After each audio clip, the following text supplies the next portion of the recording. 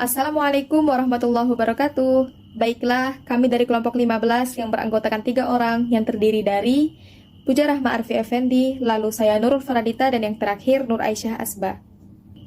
Kami dari kelompok 15 akan mempresentasikan yang berjudul Teori Konstruk Personal Kelly dengan dosen pengampu Ibu Juliarni Siregar, SPC MPC Psikolog.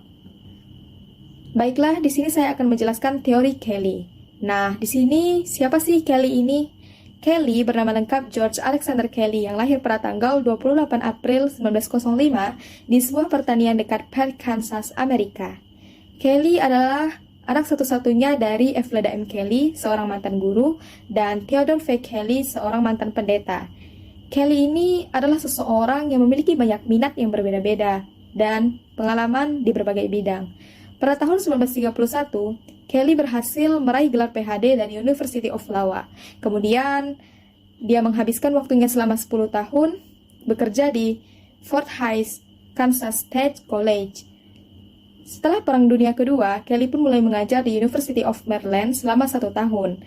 Dan pada tahun 1946, Kelly mulai bergabung dengan akademisi di Ohio State University sebagai profesor dan direktur klinik psikologi. Selama di Fort Hays State, Kelly pun mulai merumuskan suatu teori kepribadian, dan akhirnya pada tahun 1955, ia pun berhasil menerbitkan buku The Psychology of Personal Constructs. Kemudian, Kelly pun meninggal dunia pada tanggal 6 Maret 1967, sebelum ia menyelesaikan revisinya dari teori konstruk personalnya.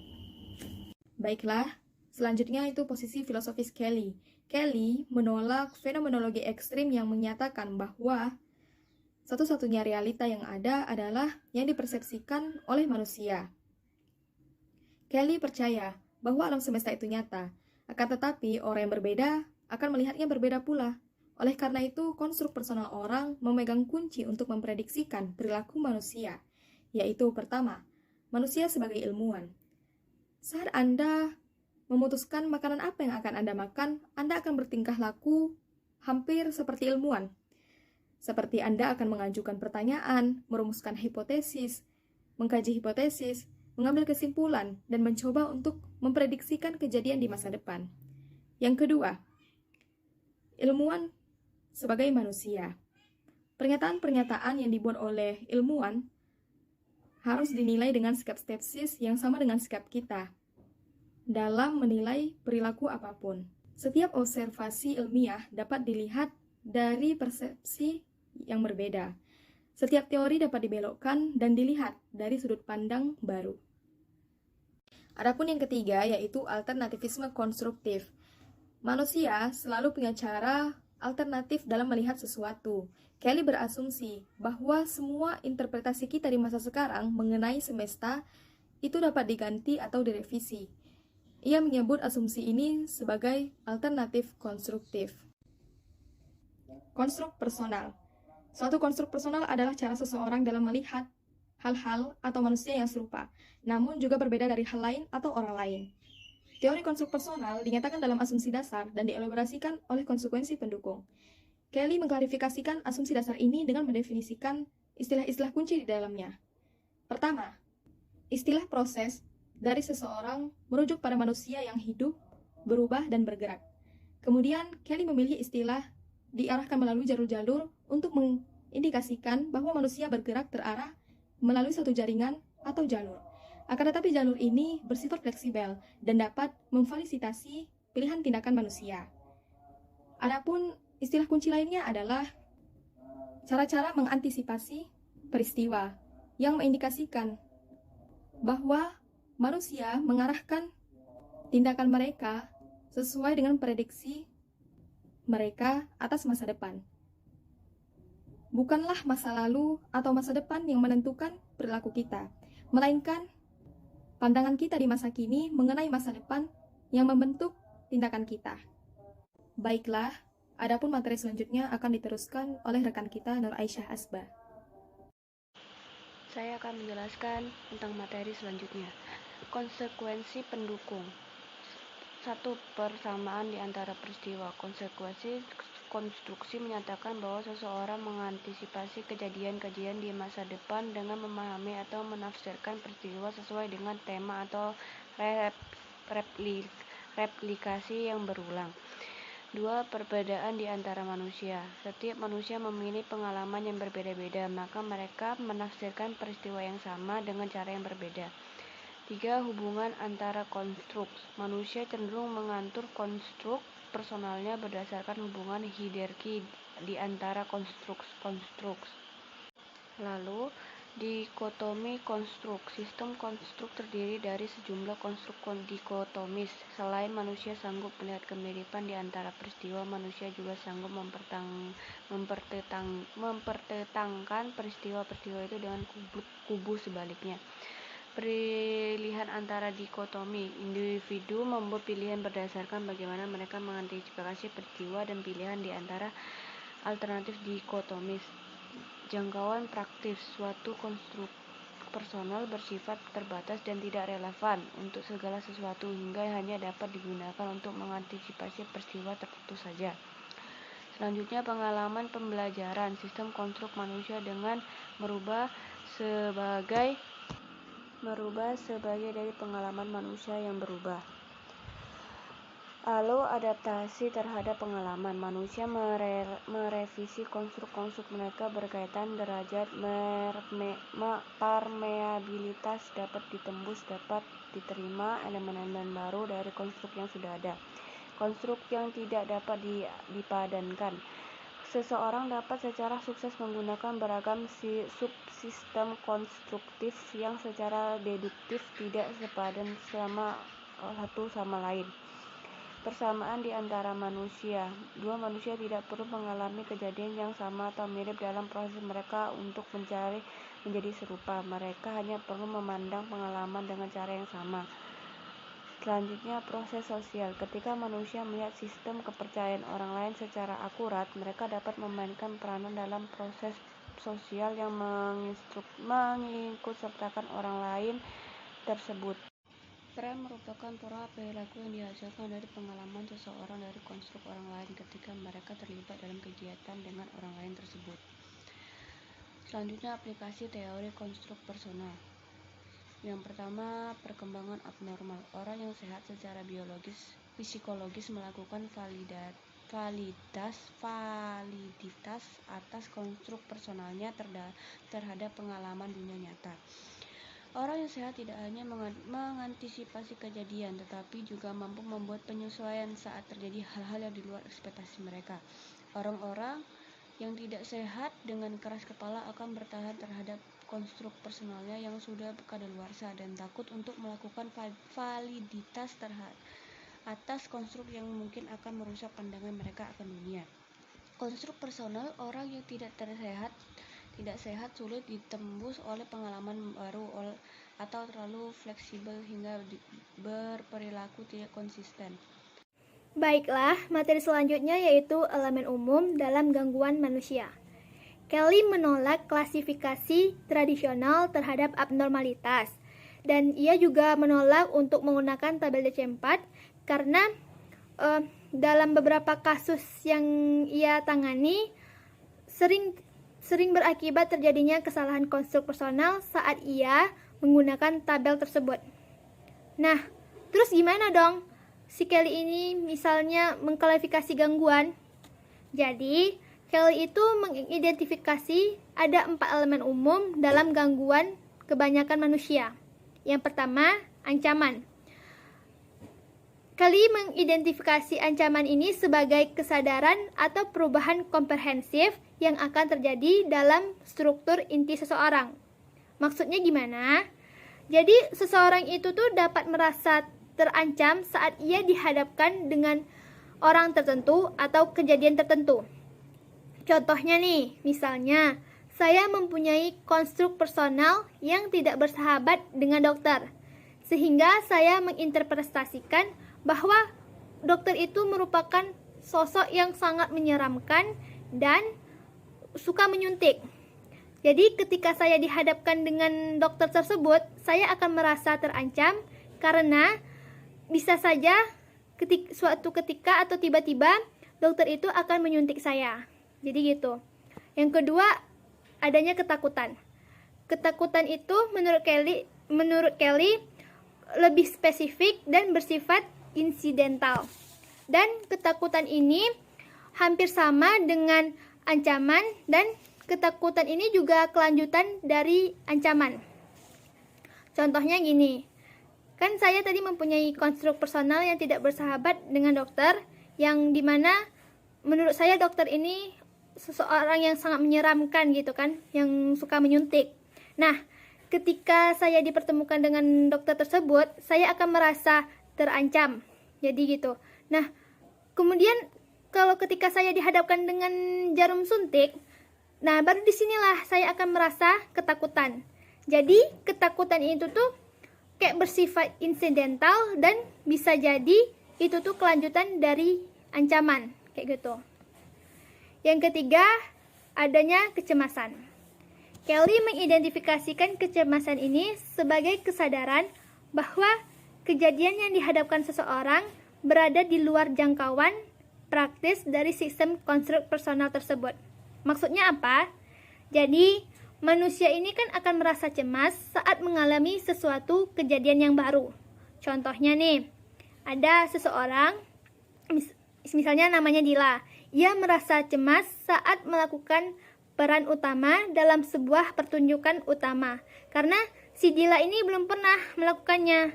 Nah, di latihan-latihan sebelumnya tuh, ia lakukan tidak akan sama seperti kejadian yang sesungguhnya. Karena di kejadian sesungguhnya tuh, atau di panggung sesungguhnya tuh, itu pasti akan ditonton oleh banyak penonton. Dan diiringi juga oleh lighting yang menyorot, dan terus juga pasti ada tepukan-tepukan dari penonton yang tentunya akan membuat suasana itu berbeda dari sebelum latihan. Nah, yang keempat sekaligus yang terakhir yaitu adanya rasa bersalah. Kelly mengidentifikasikan rasa bersalah ini sebagai perasaan kehilangan struktur peran inti seseorang. Maksudnya gimana? Jadi, si Kelly ini berasumsi bahwa manusia itu menginterpretasikan sesuatu peran inti yang memberikan mereka identitas dalam lingkungan sosial. Namun, apabila peran inti tersebut melemah atau menghilang, maka orang tersebut akan mengembangkan perasaan bersalahnya. Artinya, manusia akan merasa bersalah ketika ia bersikap dengan cara-cara yang tidak konsisten dengan pengertian siapa dirinya. Oke teman-teman, materi selanjutnya yaitu kritik terhadap Kelly. Nah, jadi di sini bagi Kelly, manusia itu hidup hanya pada masa sekarang dengan tetap mengawasi masa depan. Nah, pandangan ini walaupun optimistik, tapi tidak mampu menjelaskan perkembangan dan kebudayaan pada kepribadian. Nah, sehingga pengaruhnya itu muncullah kritik-kritik terhadap Kelly. Yang pertama, yaitu rap test dan tabel Reproti telah menghasilkan cukup banyak peneliti. Yang kedua, yaitu teori Kelly. Ini tidak terlalu terbuka untuk diverifikasi atau dikaji ulang, karena realitasnya itu masih kurang tidak tinggi. Yang ketiga yaitu Kelly menghindari masalah-masalah motivasi, pengaruh perkembangan, dan dorongan budaya, sehingga teorinya ini terbatas dalam komplikasi kepribadian. Yang keempat, Kelly ini sangat bergantung pada logika umum dalam praktik terapinya. Apa yang berhasil untuk mungkin tidak dapat dilakukan orang lain. Yang kelima, Kelly ini sangat berhati-hati dalam memilih istilah dan konsep untuk menjelaskan asumsi fundamental dan 11 konsekuensinya. Yang terakhir yaitu konstruk personal Kelly ini tidak bertele-tele dan ekonomis. Ini dapat dibuktikan dengan konsep asumsi fundamental yang ada di teori ini. Dapat dengan mudah dihubungkan dengan struktur yang relatif sederhana. Oke, selanjutnya kita akan beralih ke penelitian terkait. Jadi di sini teori konstruk personal itu telah menghasilkan jumlah yang cukup banyak atas penelitian empiris, termasuk 600 penelitian empiris dalam Tasrep. Nah, Kelly ini merupakan salah satu psikolog pertama yang menemukan pada perangkat kognitif seperti skema. Gagasan Kelly dalam konstruk personal dalam arti sebenarnya itu adalah instrumen yang membentuk bidang open sosial, yaitu salah satu sudut pandang yang paling berpengaruh dalam psikologi sosial dan kepribadian masa kini. Contohnya seperti skema sosial, representasi mental yang teratur atas kualitas diri orang lain, dan dianggap berisi berbagai informasi sosial yang penting. Nah, di sini tuh banyak peneliti yang mengikuti Kelly dan menggunakan pengukuran fenomenologis atau ideografis. Contohnya kayak Tasrep atau versi modifikasinya. Nah, sebagai contoh peradaban paling terbaru atas metodologi Tasrep itu udah menganalisis sistem konstruk yang berbeda-beda dari individu yang mengalami kekerasan seksual dan yang tidak mengalaminya. Nah, di sini nih kita akan membahas 3 hal. Yang pertama yaitu gender sebagai konstruk personal, yang kedua merokok dan konsep diri, yang ketiga yaitu konstruk personal dan model 5 besar. Yang pertama ada gender sebagai konstruk personal. Terdapat perbedaan individu dalam kadar di mana manusia itu menginternalisasikan pandangan kultur mengenai gender. Versi Tasrep yang digunakan yaitu membutuhkan partisipan mengatakan apakah gambaran mereka dengan mendeskripsikan wanita, pria, tidak keduanya, atau keduanya. Yang kedua yaitu ada merokok dan konsep diri. Perokok mempunyai perbedaan yang lebih besar dari non-perokok.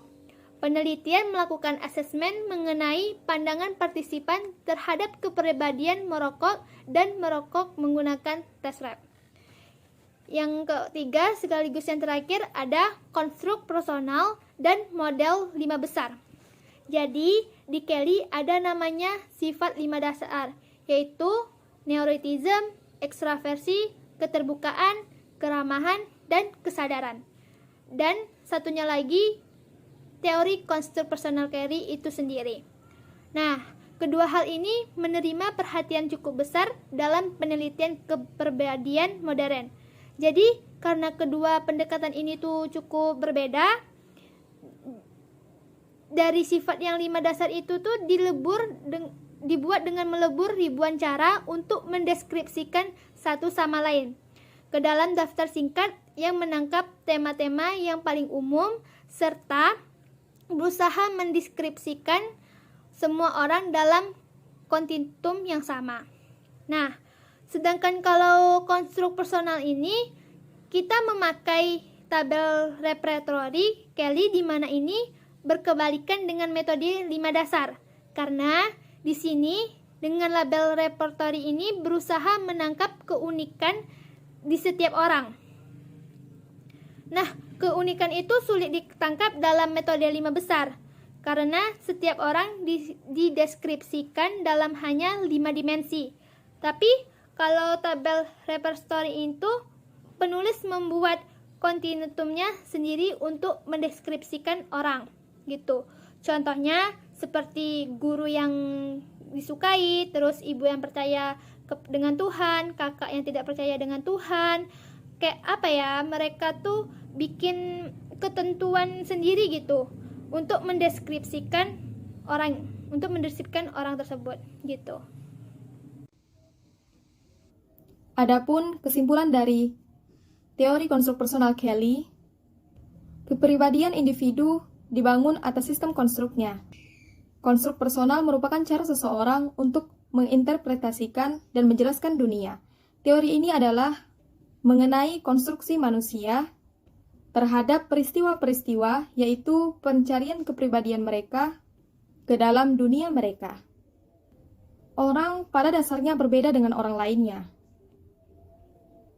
dalam konstruk yang mereka gunakan dan dalam pengaturan di antara konstruk pada keseluruhan sistem pengetahuan. Kelly juga mengatakan bahwa konstruk bersifat skema hitam putih yang kontras. Oleh karena itu kita mengerti konstruk yang baik atau buruk. Dan inilah presentasi kami dari kelompok 15. Semoga dapat dimengerti ya sama teman-teman semua. Lebih dan kurangnya kami mohon maaf dan dipersilahkan kepada seluruh kelompok untuk memberikan pertanyaan dan jangan lupa mencantumkan nama dan dari kelompok berapa. Kami tutup dulu ya. Wassalamualaikum warahmatullahi wabarakatuh.